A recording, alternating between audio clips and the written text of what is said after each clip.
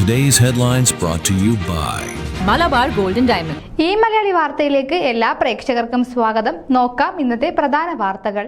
Monarch പ്രൊഡക്ഷൻസിന്റെ ആദ്യ മലയാള ചിത്രത്തിന്റെ ടൈറ്റിൽ ചിത്രം പുറത്തിറക്കി.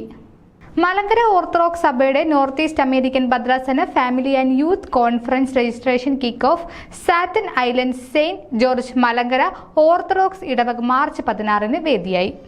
Acute type A aortic dissection ഹൃദ്രോഗം ബാധിച്ച മലയാളി യുവതി അലീറ്റ ജോണിനായി ഗോ ഫണ്ട് സമാഹരിക്കുന്നു.